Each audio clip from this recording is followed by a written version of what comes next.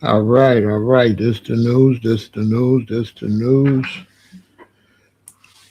This is the news. Could be a very long news day and news night. Iran is 9 hours ahead of us. 6:30, 7:30, 8:30, 9:30, 10:30, 11:30, 12:30, 1:30, 2:30, 3:30. It's around 3:30 in the morning in Iran. It's already tomorrow. So this the news. The Iranian regime called on young people to form human chains around the country's power plants as President Trump warns a whole civilization will die in Iran if the country's theocratic regime doesn't make a deal to reopen the Strait of Hormuz by his 8 p.m. Eastern deadline. I wasn't really even comfortable with saying that, so that shows you how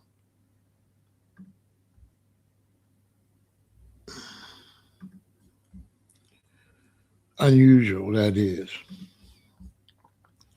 United States President Donald Trump has warned of the complete demolition of key Iran infrastructure if the Strait of Hormuz is not reopened by the looming deadline. He describes Tehran's response to the U.S. ceasefire proposal as a significant but ultimately not good enough. So he says it's significant but not enough.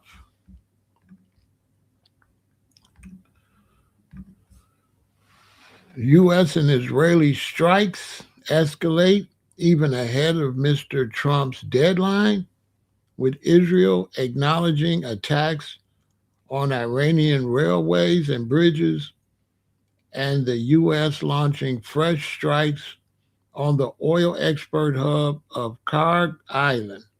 At least 18 civilians were unalived by the strikes in one province alone on Tuesday, according to an Iranian official.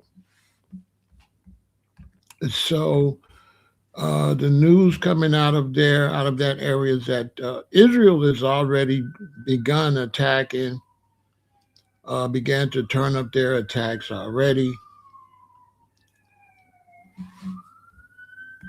Breaking news: Donald Trump said he'd agreed to a 2 week ceasefire with Iran on Tuesday, less than 2 hours before his 8 p.m. deadline to destroy a whole civilization.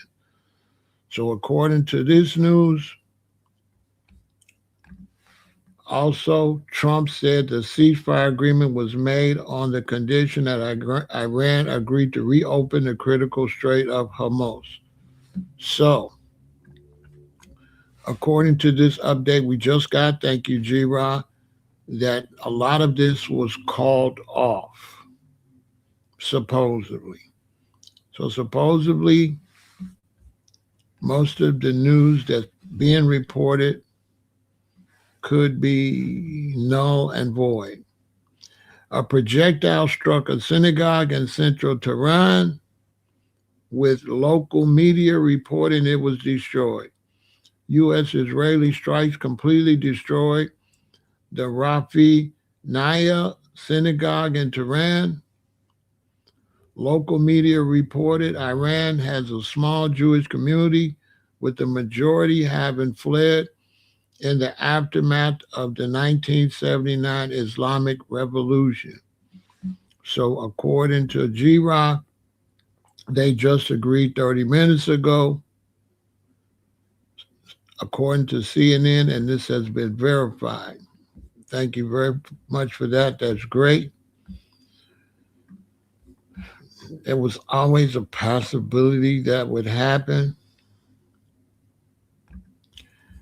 An Iranian backed militia in Iraq said Tuesday that American journalist Shelley Kettleson, who was abducted in Baghdad a week ago, would be released on the condition that she leave Iraq immediately.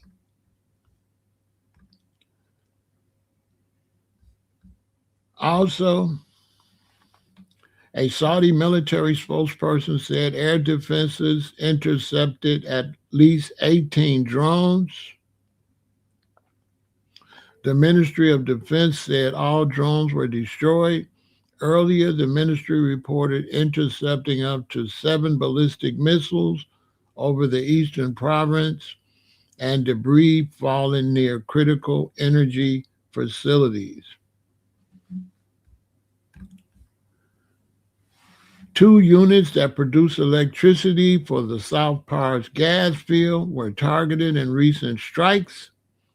Iranian officials called it a huge escalation and a sign that the U.S. and Israel intend to destroy the several capabilities of the survival capabilities of the Iranian people. So once again, 2 units that produce electricity for the South Pars gas field were targeted in recent strikes. Iranian officials called it a huge escalation and a sign that the U.S. and Israel intend to destroy the survival capabilities of the Iranian people.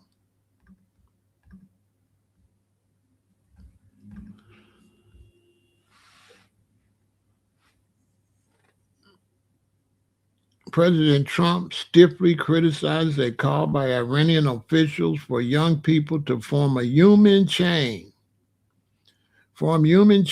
around power plants amid the Trump administration threat to strike them, calling the plan totally illegal. Train travel to and from Iran's second city of Mashhad was canceled until further notice after Israel warned Iranians not to use railways until 9 p.m. Iran time, local media reported, citing the governor. So I'm not sure if they will call all that off since there has been some negotiation. We will have to wait and see. Israel's military warned Tuesday of an increased risk of inbound attacks as President Trump's deadline for Iran to reopen the Strait of Hormuz approach. Following a situational assessment and as part of preparations for the possible expiration of the ultimatum, there may be an increase in fire toward the territory of the State of Israel in the coming hours, the Israeli military said on its official Telegram channel.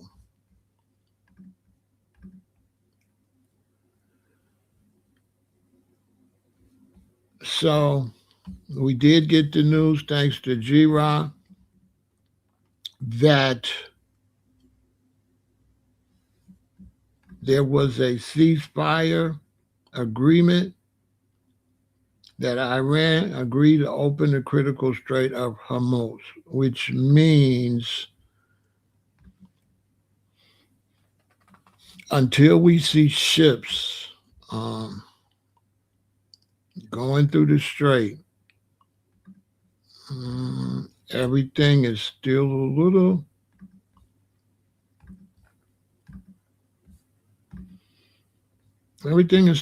wishy-washy.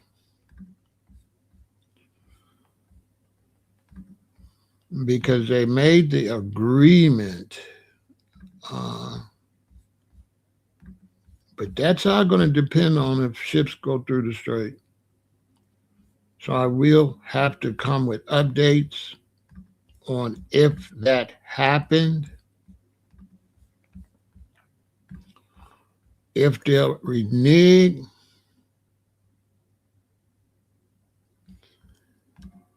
Even with the new agreement, Iran will not attack Israel for the next 2 weeks of agreement. That's great information to know. And so all we could do here at This the News Now is to see if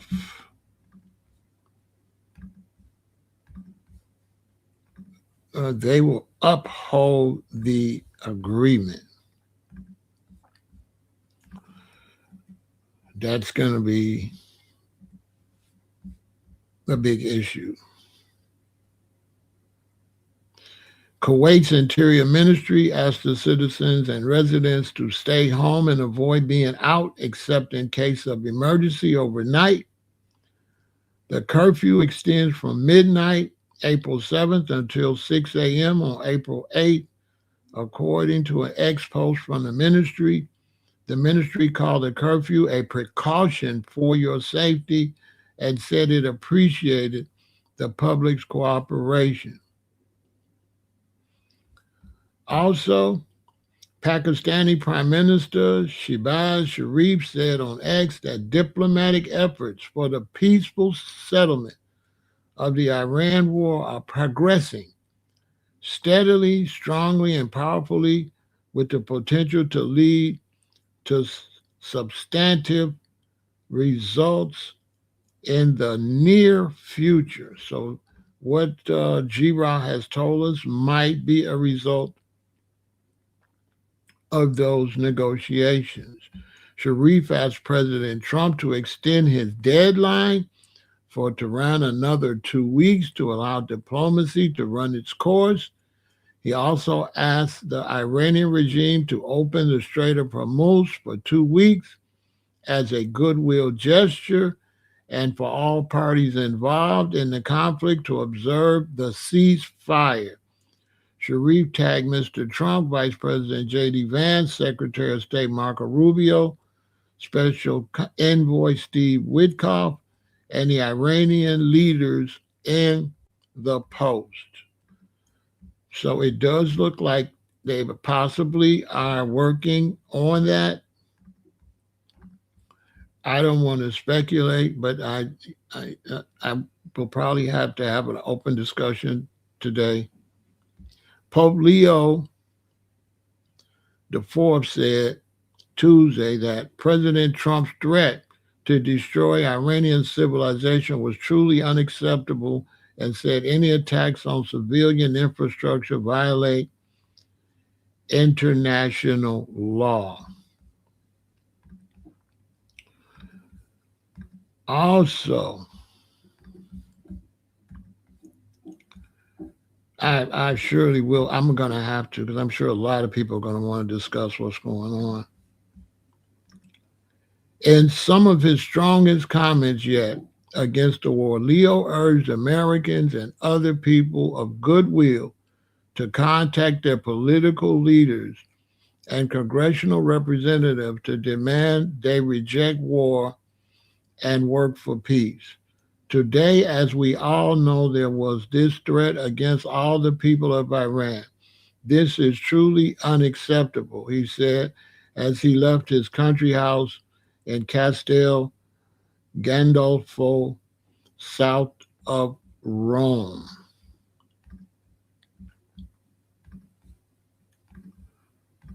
Also in the news,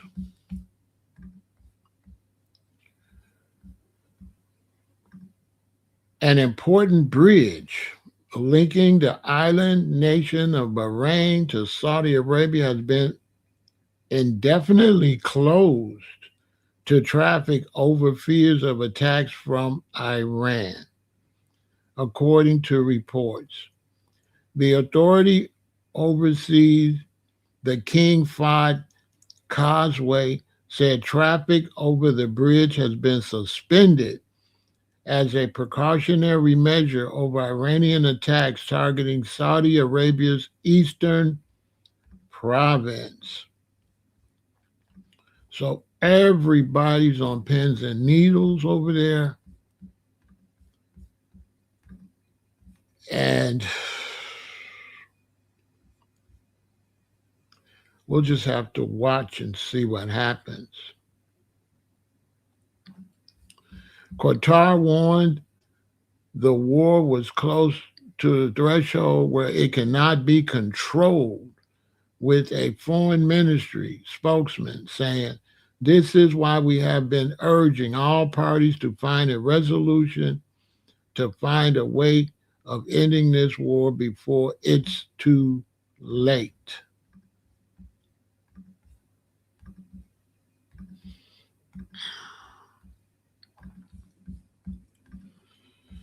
Also in the news,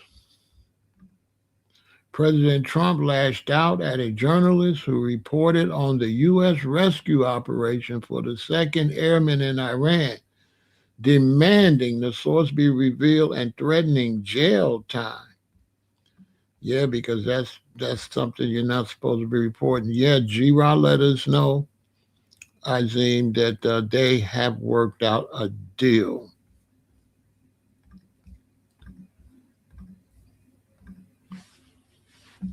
Also, in the news, an Iranian missile hit a residential building in the port city of Haifa, unaliving at least 4 people. And lastly, in the news, a drone from Iran unalived a couple in the semi-autonomous Kurdish region of northern Iraq when it crashed into their home. Local authorities reported. Separately, 2 blasts were heard near Erbil's airport. So as you could see, while we were doing this live stream, reports came in that they have worked out a peace agreement for a while.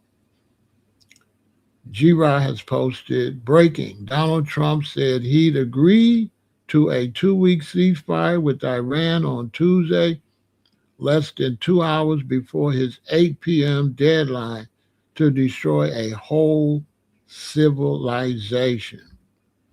Also breaking, Trump said the ceasefire agreement was made on the condition that Iran agree to reopen the critical Strait of Hormuz. So this is definitely going to call for a discussion. We will take a break and then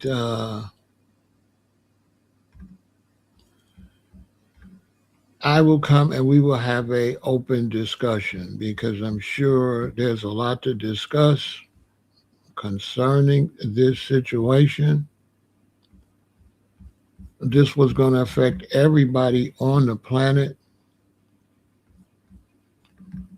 So we will be having an open discussion shortly. So stay tuned. War in Iran, open discussion coming in a few minutes.